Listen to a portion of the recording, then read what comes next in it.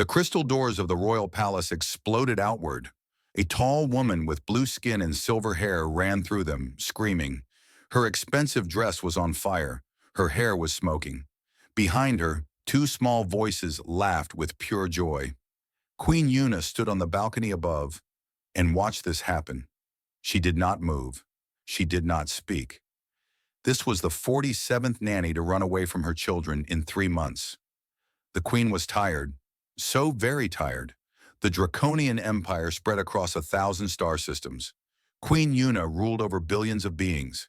She had fought wars, signed treaties, and brought peace to planets that had known only violence. She was the most powerful dragon in the known universe. But she could not control her own children. Prince Taiho and Princess Minji were 5 years old. They were twins, born under a rare double eclipse. The palace priests had said this was a sign of great power. They were right, but not in the way anyone expected. The twins were chaos made flesh. Yuna walked slowly down the grand staircase. Her long black dress flowed behind her like a shadow. Her scales, hidden beneath her human form, shimmered gold in the light. She found her children in the main hall, rolling on the marble floor, still laughing. Taiho had his father's dark eyes and sharp features. Minji had her mother's golden scales showing on her cheeks when she got excited. Right now, both children had smoke coming from their small nostrils. "Children," Yuna said. Her voice was calm. It was always calm. Queens did not shout. The twins stopped laughing. They looked up at their mother with innocent faces. Butter would not melt in their mouths, as the humans liked to say. "She was boring," Taiho said. "So boring," Minji agreed. "She wanted us to read books about proper behavior. She said we could not fly inside the palace. She tried to make us eat vegetables. Green vegetables, mother. Green ones." Yuna closed her eyes. She took a deep breath. In her true form, that breath could have melted a starship. In her human form, it simply filled her lungs with air that she released slowly. "That was Lady Hansel," Yuna said. "She was the finest governess in the Andromeda sector. She has raised the children of 17 royal families." "She was still boring," Taiho said. "The most boring," Minji added. The twins looked at each other and giggled. They always did this. They finished each other's sentences. They shared thoughts. Some said they shared a soul. Yuna turned away from her children and walked to the tall windows that looked out over the palace gardens. The gardens floated in space, held together by ancient magic and modern technology. Flowers from 100 worlds bloomed there. Water flowed upward into the stars. It was beautiful. It was also on fire in 3 separate places from the twins' earlier adventures. "Your Majesty," Yuna turned. Her chief advisor, a tall dragon named Yunho, stood at the doorway. He was in his human form, as most dragons were in the palace. His gray hair and lined face showed his age. He had served Yuna's mother before her and her grandmother before that. "Let me guess," Yuna said. "Lady Hansel has resigned." "She has done more than resign, Majesty. She has contacted every nanny service in the quadrant. She has told them about the children. No one will come here now." Yuna felt something cold in her chest. It might have been despair. Dragons did not often feel despair. They were creatures of fire and pride. But Yuna was also a mother, and mothers could feel many things that others could not. "There must be someone," she said. "I have contacted android services. They have refused. Androids cannot feel fear or pain. The twins found a way, Majesty. The last android nanny is still in the repair shop. They somehow taught it to feel existential dread." Yuna looked back at her children. They had found a decorative vase and were taking turns breathing small flames into it, watching the pretty colors it made as the ancient ceramic heated up. "What about the monks of quiet? They have raised difficult children before. The monks have sent a message. They say the twins are beyond their help. They have added the children to their prayers for the universe. The shadow elves? They fear nothing. The shadow elves fear the twins now, Majesty, after what happened to their last representative."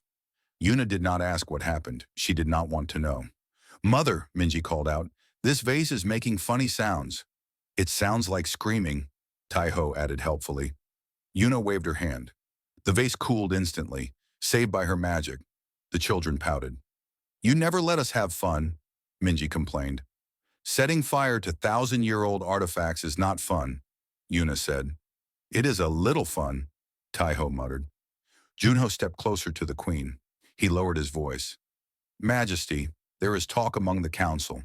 They say the children are cursed, born under the double eclipse, touched by the old darkness. They say perhaps the children should be sent away to the quiet halls, where they can be contained. Yuna turned on him. For just a moment her eyes flashed with dragonfire. Junho stepped back quickly. My children are not cursed, Yuna said. They are powerful. There is a difference. Of course, Majesty, I did not mean to suggest otherwise.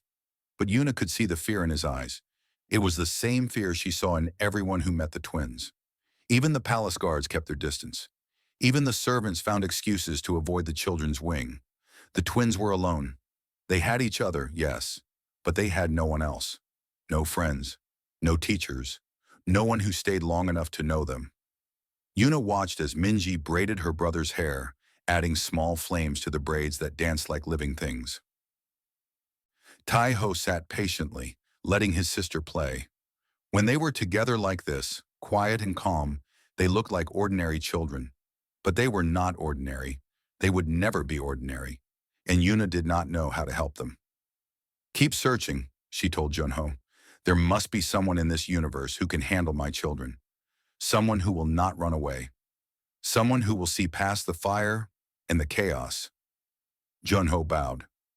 As you wish, Majesty. But I must be honest. I do not think such a person exists. Yuna looked at her children once more. Minji was now adding tiny lightning bolts to Taiho's hair. He was giggling. They must exist, Yuna said softly. Because if they do not, I do not know what will become of my children, or my empire. She walked away, her footsteps echoing in the empty hall. Behind her, the twins continued to play, unaware that the universe was running out of people willing to care for them. Somewhere in a forgotten corner of the palace station, a human janitor named Do-hyun was mopping a floor. He did not know it yet, but his life was about to change forever. And so was the life of the Draconian Empire. The Dragon Queen's twins drove every nanny away until one human janitor won their affections. Part 2, The Unlikely Candidate. Do-hyun had worked on the palace station for 3 years. In that time, he had learned many things. He learned that the air recyclers on level 7 made a strange sound every Thursday. He learned that the grass in the floating gardens needed cutting at exactly midnight, when the artificial moon was brightest. He learned that the best time to clean the royal corridors was between 3 and 5 in the morning, when even dragons slept. Most importantly, he learned to be invisible. Humans were rare in the Draconian Empire. They had no magic. They could not fly. They lived short lives and died easily. Most species in the galaxy thought of humans as primitive, useful only for simple tasks. Do-hyun did not mind. He liked simple tasks. He liked the quiet peace of mopping floors and fixing pipes. He liked being alone with his thoughts. Tonight, he was cleaning the East Garden. This was his favorite place on the station. The flowers here came from Earth, his home planet. Roses, tulips, daisies. They reminded him of his grandmother's garden back in Korea, before he left to find work among the stars. He was on his knees, pulling weeds from between the flower beds when he heard the explosion. Do-hyun looked up. In the distance, near the royal greenhouse, smoke was rising. Orange light flickered. Something was on fire. He should call security. That was the proper thing to do. But the security teams were slow, and fire spread fast. Do-hyun grabbed his bucket of water and ran. The greenhouse was a disaster. Beautiful plants from across the galaxy were burning. Ancient trees that had lived for thousands of years were turning to ash. In the middle of it all, 2 small figures were crying. Do-hyun stopped running. He had heard about the royal twins. Everyone on the station had heard about them. They were monsters, people said, demons in the shape of children. They would burn you just for looking at them wrong. But all Do-hyun saw now were 2 scared children. The fire had grown too big even for them to control. Their small faces were covered in soot and tears. They were holding hands, huddled together in the middle of the flames. Do-hyun did not think. He threw his bucket of water on the flames nearest to him and ran into the fire. "Come with me," he said to the children. He spoke in Common, the language everyone in the Empire used. His accent was strong. Humans never spoke Common perfectly. The twins looked at him with wide eyes. No one ever ran toward them. Everyone always ran away. "Who are you?" the boy asked. "I am Do-hyun. I clean the gardens. We need to go now." "We cannot go," the girl said. Her voice was shaking. "We started the fire. We will get in trouble." "You will get in more trouble if you burn. Come." Do-hyun held out his hands. He was not afraid. Perhaps he should have been. But he had grown up with 4 younger sisters. He knew what scared children looked like, even if those children could breathe fire. Slowly, the girl took his hand. Then the boy. Their skin was very warm, almost hot, but it did not burn him. Do-hyun led them out of the greenhouse just as the ceiling collapsed. They stood in the garden, watching the building burn. Palace security finally arrived, flying in on their silver wings.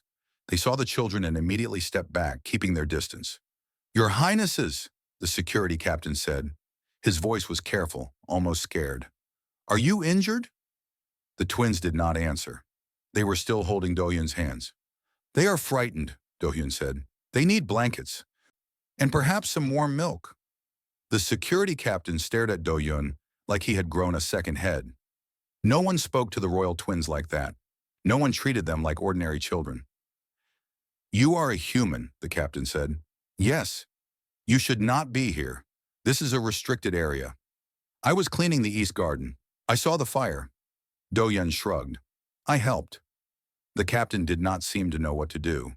He looked at the twins, still clinging to the human janitor, and made a decision. "Take the children to their chambers. We will deal with the fire." Do-hyun nodded. He looked down at the twins. "Where are your chambers?" "The north wing," the boy said quietly. "Will you walk with us?" "If you want me to." The girl nodded. "We want you to." They walked through the palace corridors, the twins still holding his hands. Servants stopped and stared. Guards whispered to each other. A human janitor, walking with the most dangerous children in the empire. It was unheard of. "Why are you not scared of us?" the girl asked. Do-hyun thought about this. "Should I be? Everyone is scared of us. We break things. We burn things. We are bad. You are children. Children break things. It is normal. We burned down the greenhouse. It was an accident, yes?" The twins looked at each other. "We were trying to make a fire flower," the boy admitted. "We wanted to give it to Mother for her birthday. But the fire got too big," the girl added. "We could not control it." Do-hyun nodded. This made sense. They were not monsters. They were just children with too much power and not enough control. "When I was young," Do-hyun said, "I tried to make a cake for my mother. I burned down the kitchen. My grandmother was very angry." The twins looked at him with surprise. "You burned something too?" "I am human. We burn things all the time. We just do not have magic fire. We use stoves and ovens and forget to turn them off." For the first time, the children smiled. Small smiles, but real ones. They reached the north wing. The doors were huge, made of gold and crystal. 2 guards stood outside. They saw the twins and immediately looked nervous. "Thank you for walking with us," the girl said to Do-hyun. "You are welcome, princess. I am Minji. This is my brother, Taiho. Nice to meet you, Minji and Taiho." Taiho tilted his head. "Will you come back? Tomorrow?" Do-hyun hesitated. He was just a janitor. He was not supposed to speak to royalty. He was not supposed to be here at all. But the children were looking at him with hope in their eyes. Real hope. Like they had never expected anyone to be kind to them. And now that someone was, they did not want to let go. "I work in the East Garden tomorrow night," Do-hyun said. "If you are there, perhaps we can talk more." The twins smiled. Real smiles this time, bright and warm. "We will be there," Minji said. "Definitely," Taiho agreed. They went into their chambers. The doors closed. Do-hyun stood alone in the corridor, wondering what he had just done. A guard stepped closer to him. "You should be careful, human. Those children are dangerous." Do-hyun looked at the closed doors. "They are lonely. There is a difference." He walked away, back to his mop and bucket, back to his invisible life. But something had changed. He could feel it. Somewhere in the palace, Queen Yuna was reviewing the security footage. She watched a human janitor run into a fire to save her children. She watched him hold their hands without fear. She watched her children smile. She did not know his name yet, but she would learn it soon, and nothing in the palace would ever be the same. The Dragon Queen's twins drove every nanny away until one human janitor won their affections. Part 3. Small Victories. Every night for 2 weeks, Doyun met the twins in the East Garden. It was their secret. No one knew, or at least no one said anything. The first night, the children just sat and watched him work. They were quiet, careful, like wild animals who wanted to trust, but did not know how. Doyun did not push them. He pulled weeds, watered flowers, and hummed old Korean songs his grandmother used to sing. "What is that song?" Minji asked finally. "It is a lullaby. My grandmother sang it to me when I was small." "What are the words?" Doyun smiled. He sang softly, the Korean words floating in the artificial night air. The twins did not understand the language, but they listened carefully. When he finished, Taiho's eyes were wet. "It is beautiful," the boy said. "My grandmother was beautiful. The song reminds me of her." "Is she still alive?" Minji asked. "No, she died many years ago. But when I sing her songs, she is still with me. Here." Do-yun touched his chest over his heart. The twins looked at each other. They did this often, sharing silent thoughts. Then Minji moved closer to Do-yun and sat beside him in the dirt. "Our father died," she said quietly, "before we were born. We never met him." Do-yun nodded. He had heard the stories. The old Dragon King had been killed in a war, just days before the twins were born. Some said this was why the children were so troubled. They carried their father's pain inside them. "I am sorry," Do-hyun said. "It is hard to lose someone you never knew. You always wonder what they would have been like." "Mother does not talk about him," Taiho said. He had moved closer too, sitting on Do-hyun's other side. "She gets sad when we ask. Perhaps it hurts too much. Love can hurt, even good love." They sat in silence for a while. Above them, the artificial stars twinkled. A gentle breeze carried the smell of roses. "Can you teach us a game?" Minji asked suddenly. "All the games we know are dragon games. They are boring." Do-hyun thought about this. "Do you know how to build a sandcastle?" The twins shook their heads. "We do not have sand here, but we have dirt. I will show you." He gathered some wet soil and began to shape it with his hands. The twins watched, fascinated. They had never seen anyone make something with just their hands before. Dragons used magic for everything. "Now you try," Do-hyun said. The children grabbed handfuls of dirt. At first they squeezed too hard. The dirt crumbled. But slowly, with patience, they learned. By the end of the night, they had built a small castle with towers and a moat. "It is not very good," Taiho said, looking at their creation. "It is perfect," Do-hyun told him. "You made it with your own hands. That makes it special."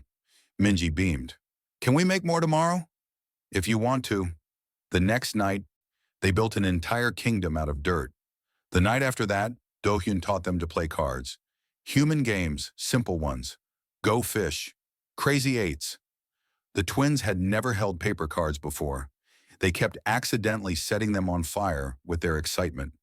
"Sorry," Minji said, watching another card turn to ash. "We have more cards," Do-hyun said calmly.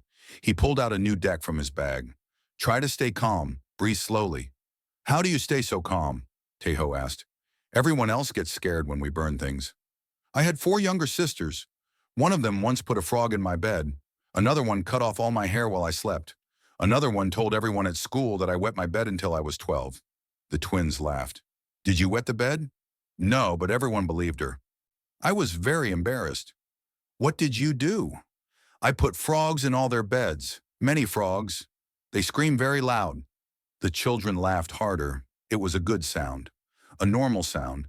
The sound of children being happy. On the 5th night, something happened. They were playing cards when Minji got excited about winning. A small burst of flame shot from her hand and hit Do-yun's arm. The fire burned through his sleeve and touched his skin. It hurt. It hurt a lot. Do-yun bit his lip to stop from crying out, but he did not pull away. He did not run. Minji's face went white. "I hurt you. I hurt you. I am sorry, I am so sorry." She started to cry. Taiho looked horrified. They both stepped back, waiting for Do-yoon to scream at them, to run away like everyone else. But Do-yoon just looked at his arm. The burn was red and painful, but not too deep. He had had worse in the kitchens back home. "It is okay," he said. "It is not okay," Minji sobbed. "I burned you. We are monsters. Everyone says we are monsters." Do-yoon reached out and took her hand. She flinched, expecting him to be angry, but his face was soft, kind. "You are not a monster," he said. "You are a child who has big feelings and big powers. Sometimes those feelings get too big and the powers escape. It happens. But I hurt you." "Yes, and it hurts. But you did not mean to. That is the important thing." Do-yoon pulled out a small first aid kit from his bag. Janitors always carried them for small accidents. He bandaged his arm while the twins watched. "You are staying," Taiho whispered. "Why are you staying?" "Because a burn on my arm does not change who you are. You are Minji and Taiho.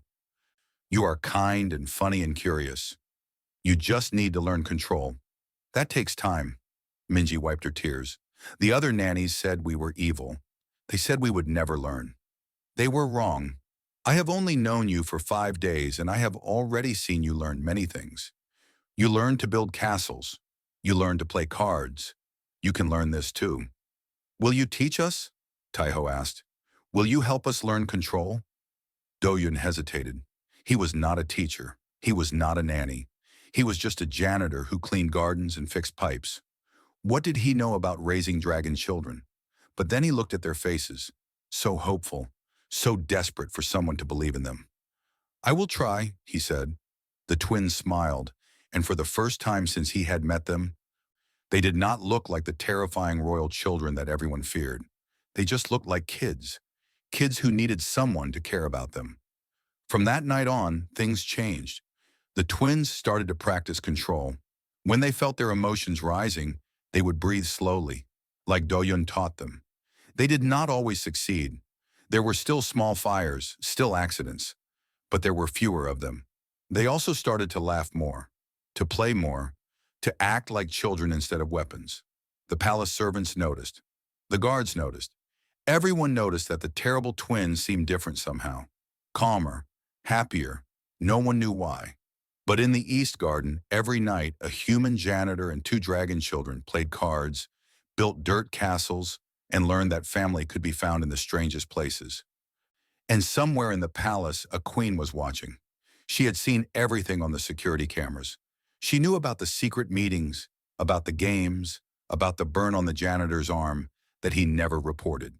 She did not interrupt. Not yet. She wanted to see how far this would go. She wanted to hope. For the first time in a very long time, Queen Yuna allowed herself to hope that her children might be okay after all. The Dragon Queen's twins drove every nanny away, until one human janitor won their affections. Part 4. The Queen's Discovery. Queen Yuna sat alone in her private chamber, watching the screen in front of her. The security footage played again and again. She had watched it so many times she had lost count. On the screen, a human janitor sat in the East Garden with her children. They were playing some kind of card game. Minji was laughing so hard she almost fell over. Taiho was trying to cheat, hiding cards behind his back. The janitor pretended not to notice. Then the footage changed. It showed the moment when Minji burned the janitor's arm. Yuna watched his face carefully. She saw the pain flash in his eyes. She saw him fight the urge to pull away. And then she saw him reach for the crying child and comfort her. No one had ever done that before. No one had ever been hurt by her children and stayed. Yuna turned off the screen. She sat in the darkness, thinking. The janitor's name was Do-hyun. He was 32 years old, born on Earth in a country called Korea. He had worked on the palace station for 3 years. His records were clean, no complaints, no problems. He was invisible, just another worker in the vast machinery of the empire. But he had done something that no one else had ever done. He had made her children happy. Yuna stood up. Her golden dress rustled as she moved. It was time to meet this human. The summons came the next morning. Do-hyun was cleaning a corridor on level 3 when a guard approached him. The guard's face was hard, unreadable. The queen wishes to see you. Now. Doyun's heart stopped. He knew this moment would come. He had broken so many rules. Speaking to royalty without permission. Meeting with the children in secret. He would probably be fired. Maybe worse. He followed the guard through the palace. They passed through golden halls and crystal doorways. They climbed stairs that floated in the air. Finally, they reached the throne room. It was the most beautiful place Do-hyun had ever seen. The walls were made of living crystal that sang softly. The floor was polished marble from 100 different worlds. The ceiling was open to space itself, showing the endless stars.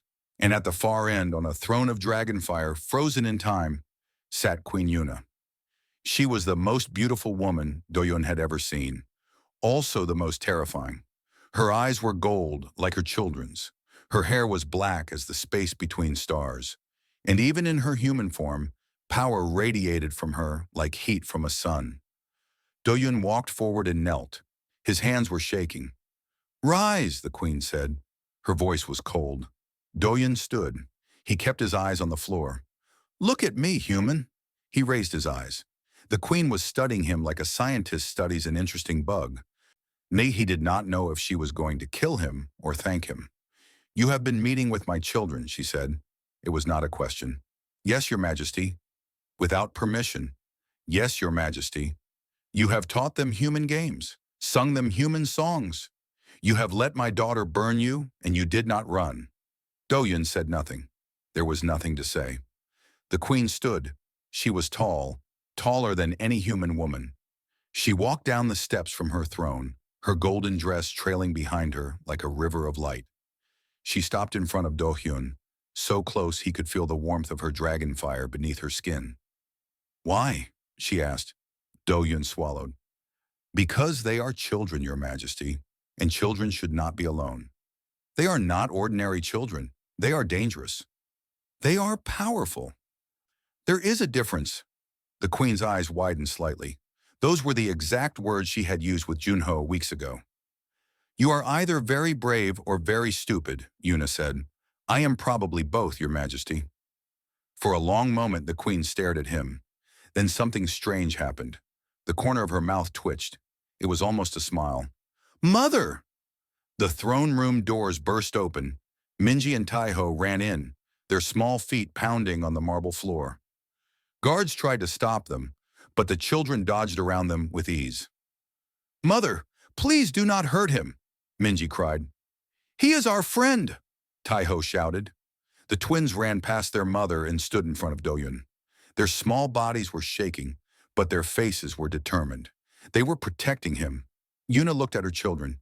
In 5 years, she had never seen them protect anyone. They had never cared about anyone enough to try. "You would stand against me?" she asked softly. "For this human?" "He is kind to us," Minji said. Her voice trembled, but she did not move. "He does not treat us like monsters. He teaches us games and tells us stories," Taiho added. "He makes us feel normal." "Please, mother." Minji's eyes filled with tears. "We have never had a friend before. Please do not take him away." Queen Yuna looked at her children, really looked at them. They were standing straighter than she had ever seen them stand. They were speaking clearly, without the wildness that usually filled their voices. They were brave and loyal and kind. They were the children she had always hoped they could be. Yuna knelt down to their level. It was something queens did not do. But right now she was not a queen. She was a mother. "I am not going to hurt him," she said gently. "I wanted to understand him, to understand why he could do what no one else could." "He sees us," Taiho said quietly.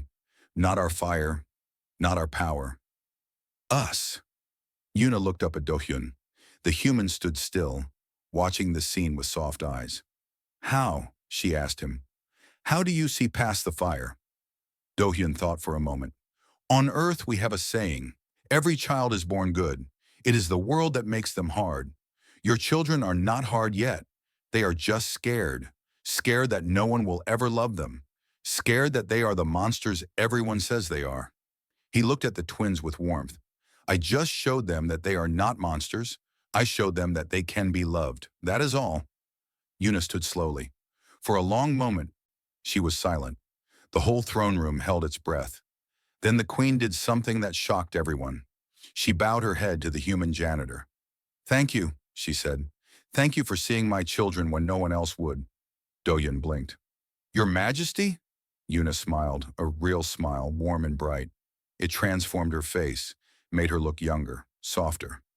"I have a proposition for you, Doyun of Earth. I have been searching for someone to care for my children. Someone who will not run. Someone who will see them for who they truly are." She paused. "I believe I have found that person." Minji gasped. "Mother, do you mean it? Do you want him to stay?" Both twins nodded so hard they almost fell over. Yuna looked at Doyun. "What do you say, Janitor? Will you stay with my children? Not as a servant, as their guardian, their teacher, their friend." Doyun looked at the twins. They were looking up at him with hope shining in their golden eyes. Hope and love. The kind of love that children give freely, without conditions. How could he say no? "I would be honored, Your Majesty." The twins cheered. They ran to Dohyun and hugged him, their small arms wrapping around his waist. He hugged them back, feeling their warmth, feeling their joy. And Queen Yuna watched them, tears forming in her golden eyes. For the first time in 5 years, she was not afraid for her children. For the first time, she believed they would be okay. The Dragon Queen's twins drove every nanny away, until one human janitor won their affections. Part 5. A New Beginning. 20 years had passed since a human janitor walked into the throne room and changed everything.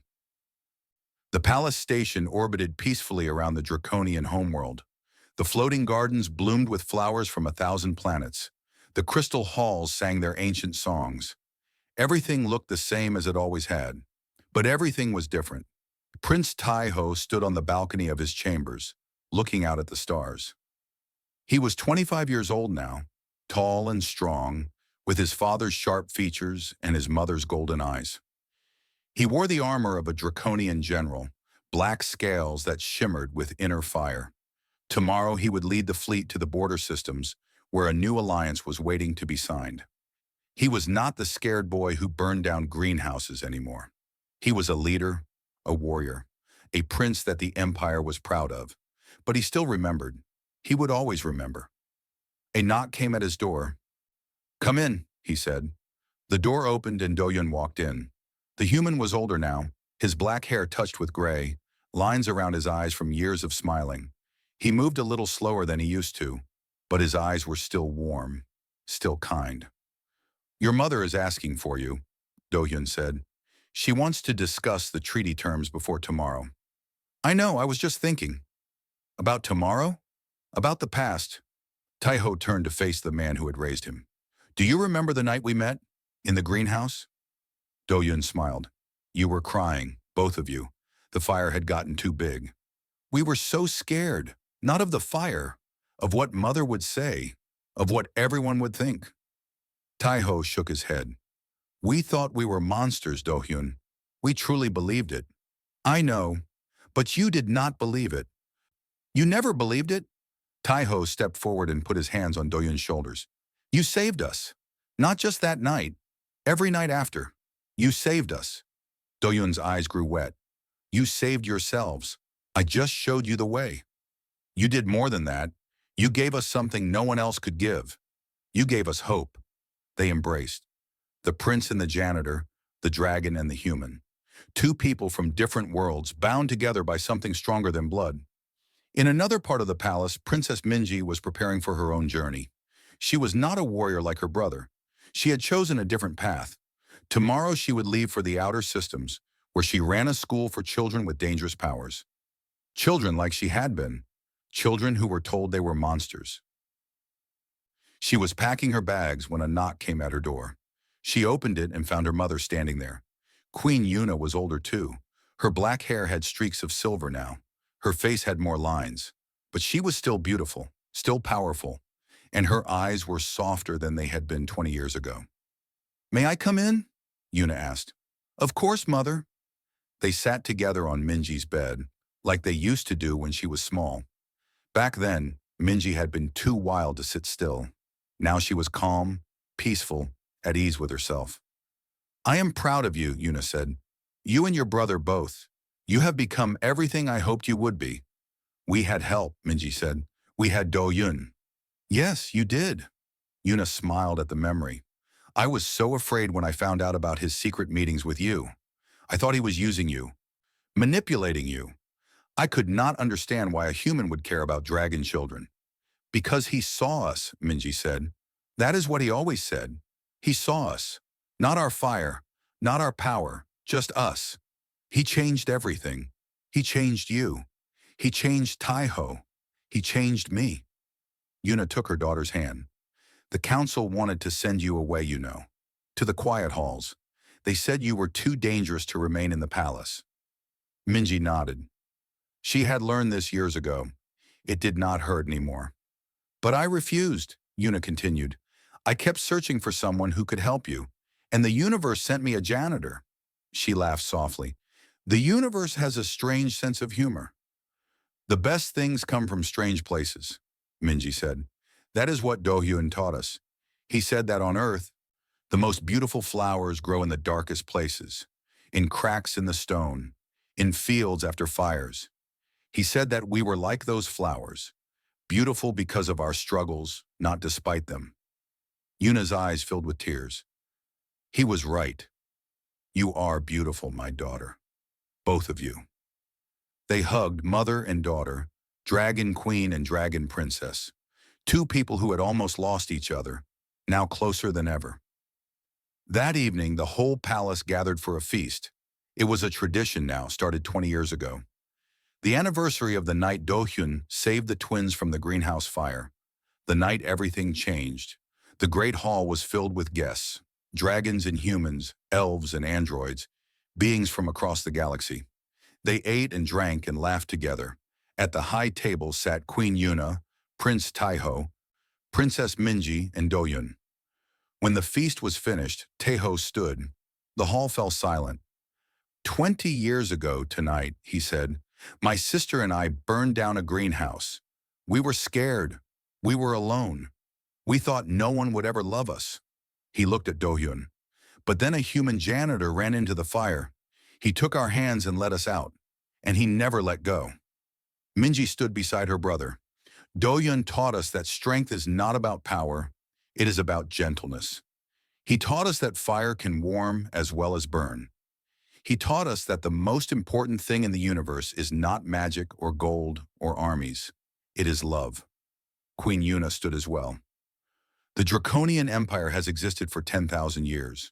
We have had great warriors, wise scholars, powerful mages.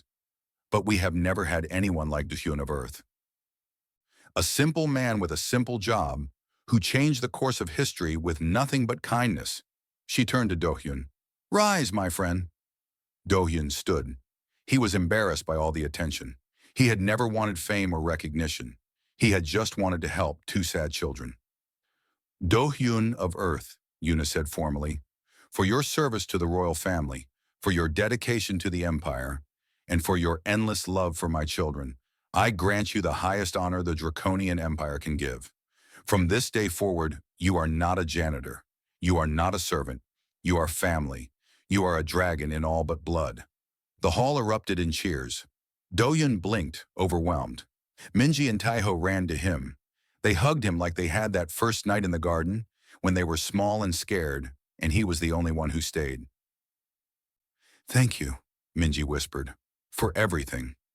For seeing us, Taiho added. Do-hyun held them tight. He thought of his grandmother who had taught him to be kind. He thought of his sisters who had taught him patience. He thought of all the people on Earth who had told him he was too simple, too ordinary, too human to matter. They were wrong. Being human was not a weakness. It was his greatest strength. He looked out at the cheering crowd, at the queen who smiled at him with genuine love, at the children he had raised who had become leaders. He had started as a janitor cleaning gardens in the middle of the night. Now he was part of a royal family that ruled the stars. Life was strange. Life was wonderful. And it had all started because he chose to run toward the fire instead of away from it.